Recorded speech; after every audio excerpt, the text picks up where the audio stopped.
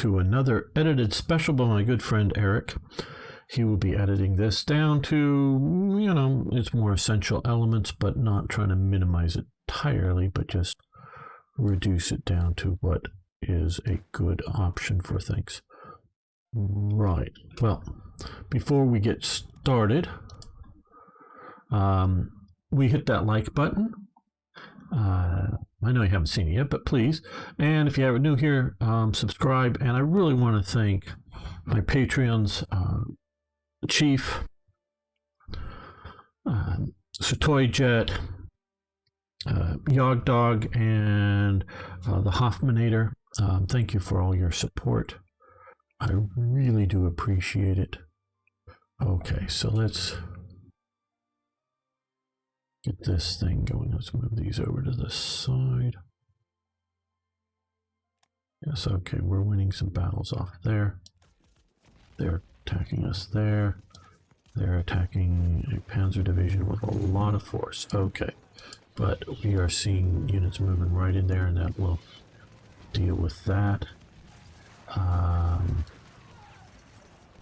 Right, okay, well, they're going to come up and they're going to come up there. These guys are coming across there, they're coming down there. These guys will come to here. Big stack of units there. Well, maybe, yeah, this would be a better. They'll support. And these guys here will, they'll keep moving there, but these guys here will come here. That will help relieve the pressure against them. Okay, they've won their defensive battle there. They pushed them out there. Good. They're now being attacked. Not in terribly good shape, but maybe the mountains a bit old. And we won the battle here. Right, okay, good. Well, you're not in good shape, but still you should move. Where's your HQ? Your HQ is coming. Right. And since I stopped attacking here, they have retreated out of Murmansk, which, okay. So I wanted them out of there, but they decided to do it for me. Pushing up. Yeah, we lost this province, but that division is coming in. Division is coming in. Okay, they're pushing hard on this division here. Well, you keep coming up to there. We won this defensive battle here. Okay, well.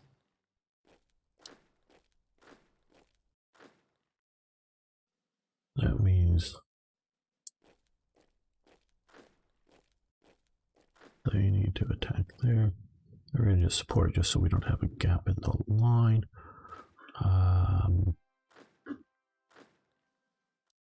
Oh, I was asked about naval actions and wanted to review some of the stuff. So we'll go over to our naval map mode. I'm not going to go through all the history of all the stuff back, but we can look here. We are sinking, we have attacked enemy raiders 2 times, one after their submarines. They've attacked, we've, back and forth. Enemy has sunk 4 of our convoys. We have attacked enemy raiders. So we're going back and forth. There's just a lot of Soviet subs here. And we've had a lot of action here in the Aegean. Again, our supply lines are under attack. That is why, although I did call off the attack because it just got too exhausted, shall we say. Got to take that port, which will drive all the submarines out because they won't have a basing nearby. These are successful Italian attacks against some convoys. I don't know, maybe somebody trading with Turkey, or yeah, that's probably about all I can think of. And though here are Allied attacks on probably Italian convoys somewhere. Don't know where to. Where from? Okay, well, 1 submarine. Let's see, let's put you out in the mid-Atlantic gap. Convoy rating passive. Hopefully you'll do us some good. Okay, we have a rather well-off ship here. Let's also put you out here, maybe. Convoy rating passive. That means they'll head right on out. Our ships can come into port here like we see here. No order. Right. Okay, so we're doing fairly well off some of these. Let's, we're rating passive. There. Since Spain is in the Axis, but not a belligerent in the war. Your convoy rating out there just getting repaired. Right. Good. Okay.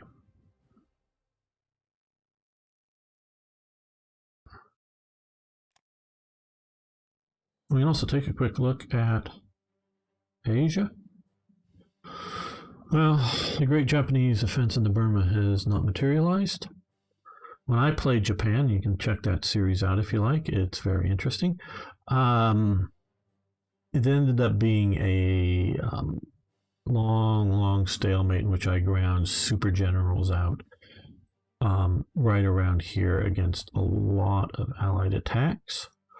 But while that was all going on, I had taken out Australia and other things. Now, on that campaign, for some reason, the AI, after we invaded and took out Honolulu, and moved through these islands and knocked everything away, but we needed to do another naval invasion. I think it was here in Hilo. They put a huge doom stack of American vessels, but this is just a level 1 port, I believe it is.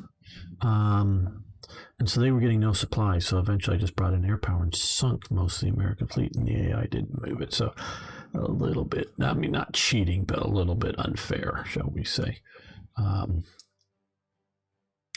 Right, just to give you sort of a heads up there. And how are we doing out here? Okay, we're holding our line in Persia just fine, it looks like. They're attacking here. We got some backup of some...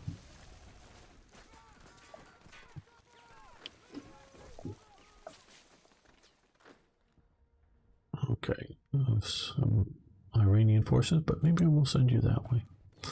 Get our armor units. There. Oh, you can come up here. Okay, you keep... Okay, you don't have supplies, so you're going super slow. And you don't have supplies, so you're going super slow. So just strategic redeploy. That should change that problem out. Yeah, these are going to that. Let's refuel. Let's air supply here. Hopefully they won't get too much more attack. Okay, we've taken out some more of the units there. Okay, good. Our forces have gone to here. Naval forces. Okay, get on board ship. Oh, yes. Yeah, get there as soon as you can, but we're going to not wait.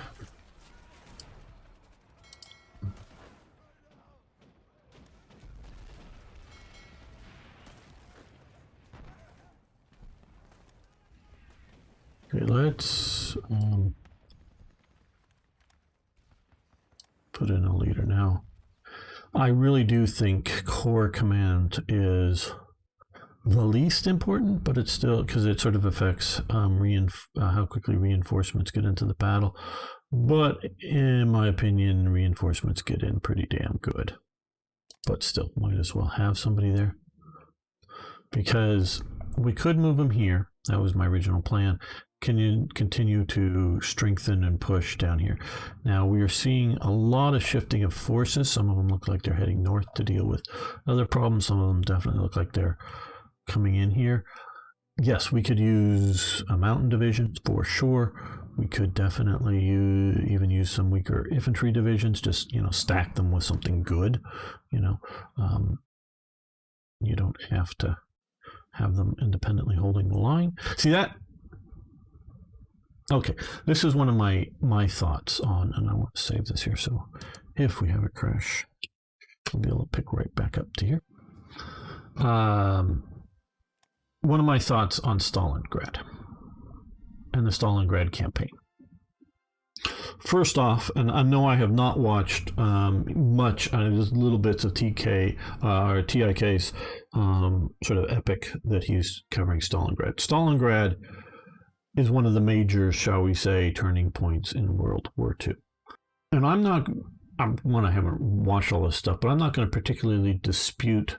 And he really very much looks at logistics, and people look at, well, what if they just sent a few more divisions and whatever, and his sort of counter to it is, well, they weren't really able to supply the divisions that they had well enough, so a few more doesn't necessarily help. And I'm not going to disagree with any of that. They should have just not fought in Stalingrad, is my conclusion. Has long been my conclusion. What they should have done is a much more proactive sort of Leningrad situation. Now, Leningrad, I always, as a kid, and I highly recommend it. I know it's old now for you. It was even somewhat oldish at the time, but as a kid, the World at War series, great series narrated by Laurence Olivier. It was before Ultra Secret was out, so its history could use updating, excellent, or for sure. But there's a fundamental element to there. As a kid, Leningrad was besieged and people starving. Who wants to, sort of imagine battles for that? Just people starving, eating, maybe even each other at some point. But definitely eating things like killed horses and other things, and it was just bad. Where Stalingrad was sort of the cool rubble fighting, soldiers fighting each other from house to house and all that kind of stuff. Yeah. Okay. And also Stalingrad, Leningrad is on a sort of limited front area, the Lake Ladoga and the Gulf of Finland here and all that, where this is just in the middle of plains with a river going by, the Volga, obviously. I'm not suggesting that. Well, okay, here's what I am suggesting, is that instead of, once they come in here and push, and they're, once they determine there is significant resistance in Stalingrad.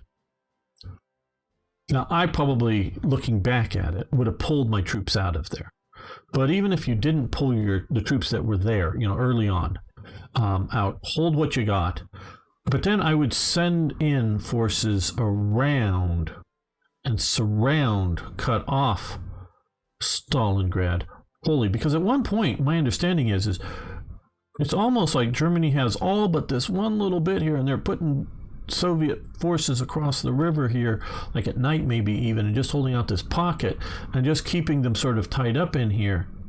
And I get that there's even more logistical elements trying to cross this big river and whatnot, but had you done it fast, had you done it while the Soviet forces were still fairly, on the wrong foot, if you will, for dealing with Germany coming in here, and completely cut it off, then, instead of like trying to starve them out like you're trying at Leningrad, then I would assault the city. Which may be a mistake. I'm not saying my strategy is the strategy that would have worked, but cut the city off not just sort of closely, but back here. I don't really know how fortified it really was. I just don't know. I'm not saying it wasn't, but cut off the city, then take the city out. And that changes things incredibly down here. There are some, I believe, railway connections through here, but not much. It's really sort of the Volga. You get this, you cut off Astrakhan, and as you can see, basically and there's some pipelines that come through here that deal with oil from down here. There is shipping, or was shipping, in the Caspian Sea at the time. But you cut off much of the Soviets' ability down here if you cut here and are able to push a little bit further. It's an important element. And if you can do that, and then if you can hold, because I don't think, quite honestly, the Soviets were capable of a large offensive across this desert here. I may be totally wrong, but compared to what they could via rail and via river move down here is incredibly different. So if you've got a blocking force along here that's significant, not one that's in combat in a city, but one that is, blocking, pushing down here, then it'll give you time to mop up, if you will, and maybe that may be understating the fight that would still need to be fought down here, but it would have changed things. That's sort of what I would have done. But there's another sort of failure with Stalingrad, because I'm sure TIK will have much better insights on all this from his readings versus just my watching a few documentaries.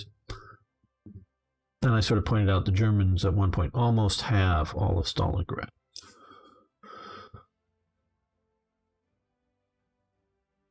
And I am not saying the fight was easy or almost over, but I think was still winnable for the Germans fighting in Stalingrad, except because the Soviets were to some degree only maintaining, maintaining enough forces to hold it, because there was sort of, the front sort of looked like it goes along like this and then down like this.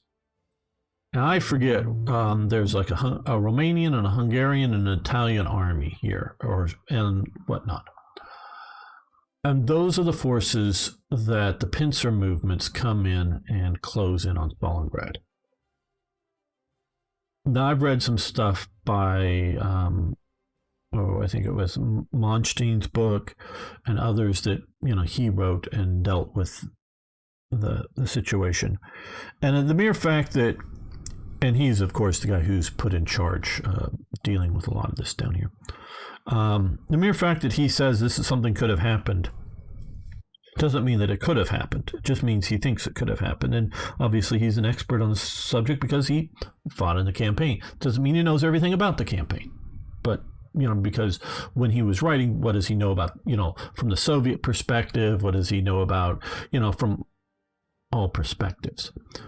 That Paulus, if once that pincer was closed and clearly closed, because what von Manstein does is another sort of miracle, if you will, is to solidify the front line. Now, he tries it. There is one attempt to, reconnect up to Stalingrad, but he never succeeds with that. But he's able to stabilize the line instead of keeping it collapsing. So, he's an expert on the topic, shall we say. Maybe not the best, but an expert, one of them. He thinks that had early on, once the pincer movement had connected, had you ordered Paulus out to break out, he could have broken out. That's sort of the opinion. Not waited for relief, a relief column, just started breaking out, fighting your way out. He would have got the bulk of his forces out, kind of thing. May or may not be true. Right. Now, see, I see the mistake here, the sort of second big mistake. And I don't know that if you had poured Romanian and Italian and Hungarian forces into the city of Stalingrad, how useful those forces would have been. I don't know that they would have been unuseful. Now, just showing huge amounts of manpower of these forces may have not been useful, but sending in some elements might have been useful. But where I always, because, if you look at the Italian tanks, the sort of lack of tanks that the Romanians and the Hungarians, and the outdatedness of all their tanks and their anti-tank guns and all of that stuff, the Soviets were able to do the pincer movement in the winter. I don't think they would. I don't in my mind right now have the sizes of the forces, but had they been similar sized forces, German forces, and had been equipped as normal German divisions would have been equipped at the time, infantry divisions, motorized divisions, whatever, that were holding the flanks of Stalingrad, I don't think the Soviets would have been able to pincer around. Again, just my opinion based on watching things many years ago, because I formulated this opinion back then. Now, so should they have had the German forces there. Well, they obviously didn't, because German forces were being used somewhere else. Now, here has been my conclusion, long since conclusion, is that the mistake was to give large sections of the front responsibilities to the Italians, the Romanians, and the Hungarians. And it was evident, even whether you thought their armed forces, their officers, NCOs, and enlisted men were competent soldiers. And I'm not suggesting they weren't. Romania, von Manstein despised, not like them as people, but despised the ability of all the Romanian leaders, except for Antonescu, which is sort of the dictator / field marshal. He viewed him quite favorably. And was planning on, before the collapse had started, was planning on having him sort of take over as a major army command down here in this theater, partially because there were, I think technically it was 2 Romanian armies and a Hungarian army and an Italian army that were there at the time of Stalingrad, I think. Well, so, and I get so whether they were up to fight, the leadership, the morale, the training levels of the soldiers, whether or not they were not necessarily up to German standards, but up to a quality to fight the Soviets, may or may not be the case, but their equipment. The basic bolt-action rifle, the Carcano, quite honestly, I right now don't know exactly what the Romanians or the Hungarians were using, but probably a Mauser or I don't know, were the Romanians using Mannlichers? I don't know. But, okay, just a bolt-action rifle. That ain't going to matter much. But we know, and you can see some of my rants about the Italian light machine guns, the lack of machine guns in the forces, of all of those forces, not none, but lower levels, poor quality. We can talk about, logistically supporting, meaning enough ammunition for them.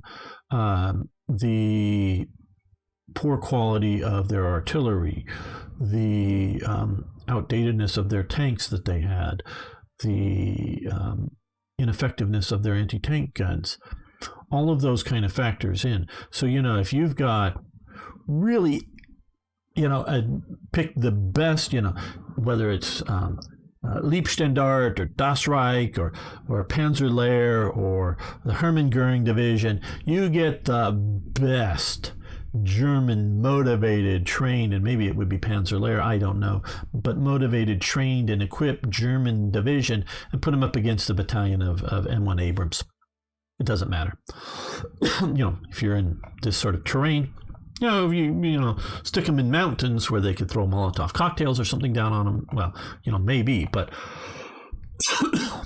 put them, in open terrains. The Abrams, as long as they have ammunition and fuel, they're just going to be smart enough not to show their sides, that even if their sides could be penetrated by, depending on what time frame and what the ammunition being shot at them, they might be. No, the Abrams, one battalion of Abrams is going to take out that division without problem, and it doesn't matter how good the best German armored division of World War II is in a battle out on the plains out here. Okay, it just doesn't matter. So you have the best panzer crew or best tank crews in there, and you put them in, tanks that have low velocity guns that don't penetrate the enemy armor or whatever. Yeah, that don't matter. Okay, it looks like they're going to. So my always thought was how best to do the situation was to not intermix the forces as in intermixed divisions, but have like a German division, an Italian division, a German division, a Romanian division, all that kind of stuff like that. And that's sort of what I try to do here. Is you'll notice I try not to have significant fronts. You come into there that are, man, these guys hopefully are getting pounded, that are of you know, dubious nature, you know, these kind of things. And this is what I'm talking about. You know, okay, they have no anti-tank, you know, here, and they're just not going to be terribly good. And however good they are, they're just not well equipped. Unfortunately, we have some other Romanian forces here, and we have some German forces back here that was trying to cross the river. But yeah, so an intermixed force is better. So poor divisions are definitely useful. They just need to be backed up by good divisions. That is my conclusions there. Okay. Okay, you're going to counterattack here. And you're going to attack here. Sort of counter because they're pushing on these guys.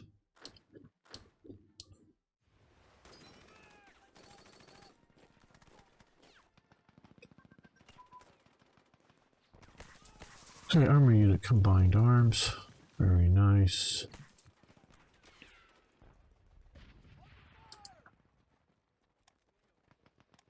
Will help.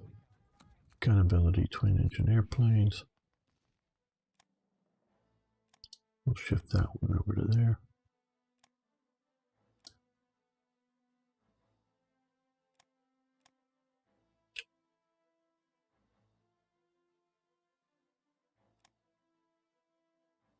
Good.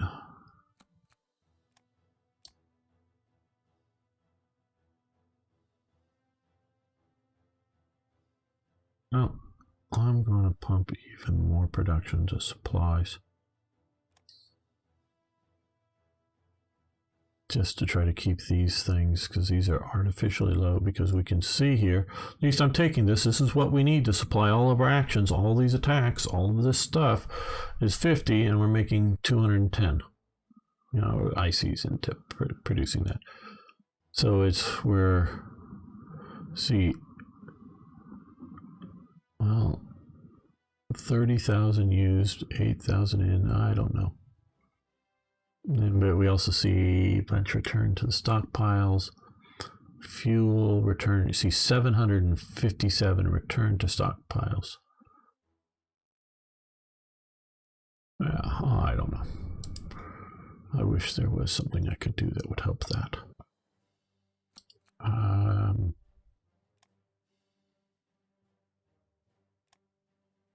Either in the game or modding.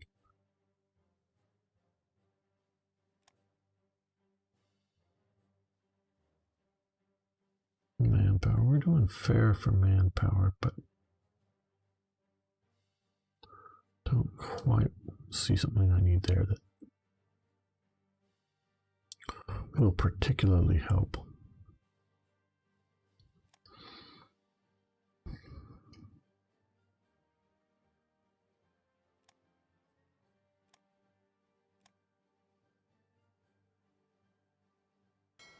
Okay, all those divisions here.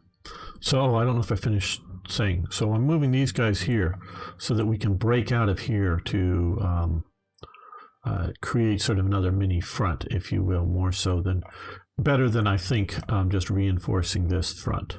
This front hasn't quite stalemated, but it somewhat has.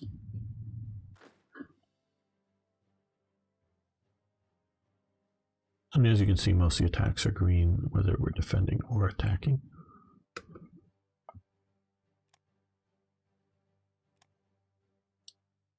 Okay, so we've got this unit here. They look like they're attacking there well. We want to continue to sort of push towards. See, another problem that I have is I very much look at the front and go with the flow as to where we can push. And that's partially just to keep the enemy off balance. But then, oh, no, stop. But then I have to look at where my goals are and what I want to do. Where do I want this core to end up? Either I want to move it north this way, because I don't want to come through this swamp. We can see here, this swamp. We do not want to battle through there at all. So either I want to come up this way to Leningrad, or I want to move this way towards Moscow. So yeah, that is something that needs to be kept in mind.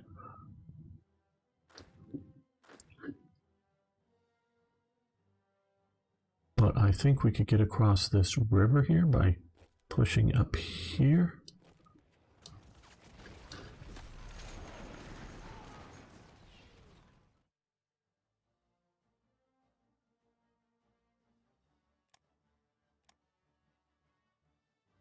Okay, good. We have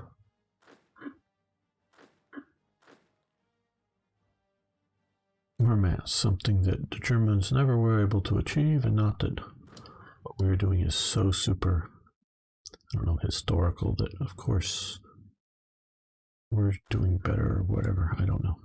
But, okay, we're going to support whatever attack might happen against that province. Preferably by our allies. We're in Finland.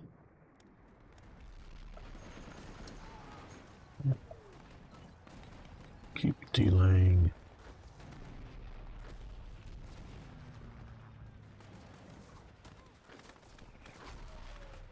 And you're going to support that attack. We took out a liner.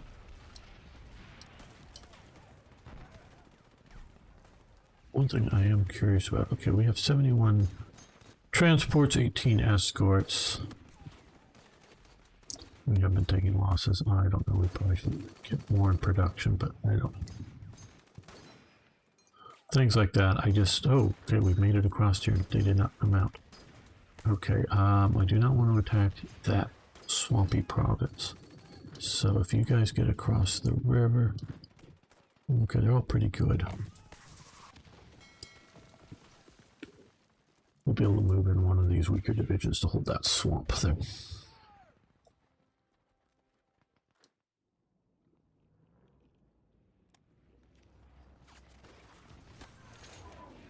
Paratroopers are holding on there. I really wish the pop-ups would happen over here.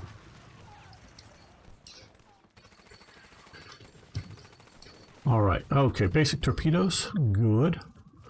And what I've been waiting for some time is the electro-submarine class. Now, submarine technologies here. Okay, well, those, the basic torpedoes done. We've got that. Anything more I want to research now? No, not apparently. But we could improve both of these because we use both of those. Armor unit training, that is also good to have.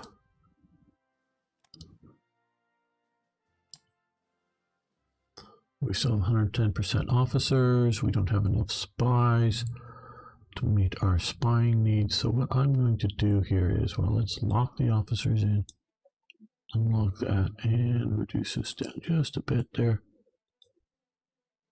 Okay. These guys are falling back. They'll get some more organization eventually. These guys are all holding along this river here. I'd love to get Grozny back. Not that it's that important, but it would be a nice thing to have. They're holding well enough there. They're sort of doing internal security type work there, seeing what these guys will be doing over there. They're coming along up to here. These guys are holding, but they're, well, okay, they're holding better than I thought, maybe. Things aren't going bad. It's the old thing that I've often thought of is, in my opinion, again, you know, everyone is free to disagree with it, and there's lots of possible, you know, good historical reasons to do so. But in my opinion, if it's a war basically versus, you know, Greater Germany and the Soviet Union, even how big the Soviet Union is, Germany wins. It's because they have to deal with the you know, Western allies is why they lose. And no, not to get into controversy.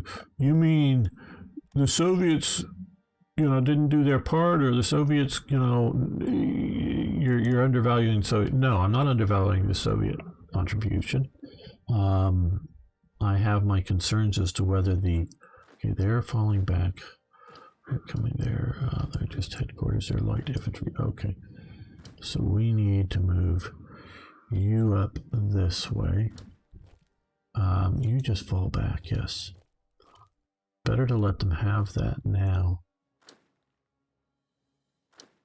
because we'll be back on the offensive soon.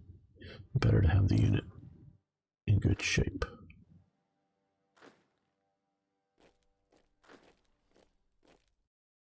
Chose this one here because this is forest, this is open, so it's getting the heavy artillery, trying to put the right unit in the right terrain when and where practical.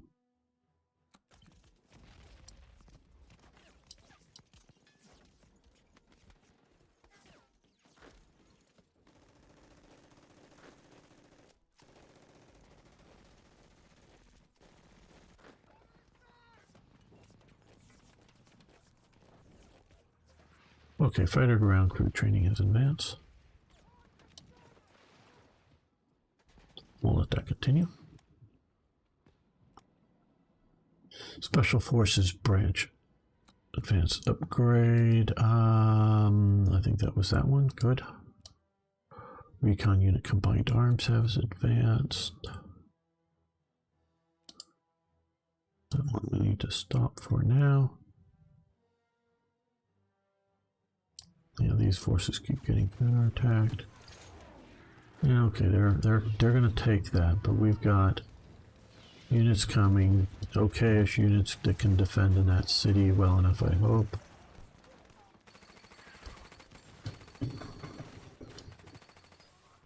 Yeah, you can support to that attack. Uh-oh, one of these guys shattered. Was that an actual Africa Corps division or just one of... There was, yeah, one of these just because it was motorized infantry that was called that. The Africa Corps division. Okay, more fighters. Oh, and a heavy transport. Well, with the more fighters... Okay, we got... No, click down here. We have... Okay, these guys should come up here, and this area air intercept, though they're nearly full on that air base. So what we're going to do is we're going to come over here. Let's look at supplies. Okay, that base doesn't have much in the way of supplies right now, but it doesn't look like I have other good options. It's already over full. Okay, yeah, let's put a 4-unit. Oh, that. Fighters right there.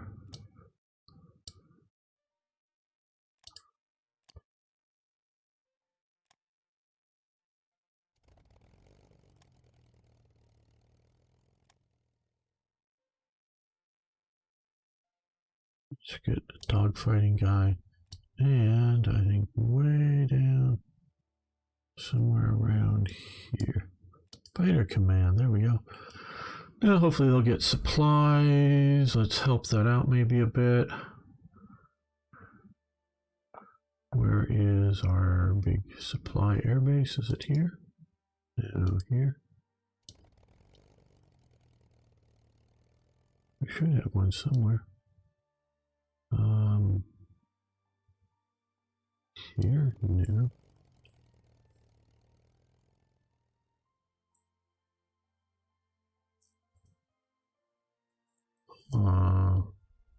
They didn't kill them all or anything, did they? Okay, well, how we deal with this is come over here, find transport command. We don't care about the gliders. Where are these guys? Okay, these guys are here that probably should go somewhere else, but I haven't decided where they should go. They're going back to Berlin.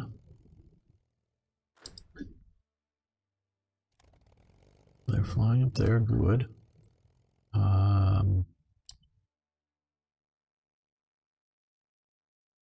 They're waiting for the needs to supply somebody. Wow.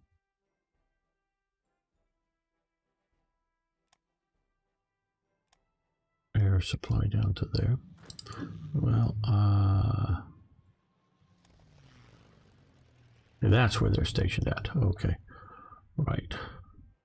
Let's send them to here, but with air supply, not rebasing, so that hopefully they'll get supplies flown in from here, because this is where this unit should be air supplying to, right to there. Okay, we finally won here. Right there. These guys are still, partially I think it's that we're attacking across the damn river. Yeah. You come that way, you'll get there someday. Okay, well. I think we're going to end the episode here. I want to thank you so much for watching. I can hope everyone liked the video. You hit that like button, not just liked it, but and I want to again thank my good friend Eric for editing this up. I hope he's made it entertaining and still reasonably informative to all my blathering and whatnot. See you next time for even more Hearts of Iron.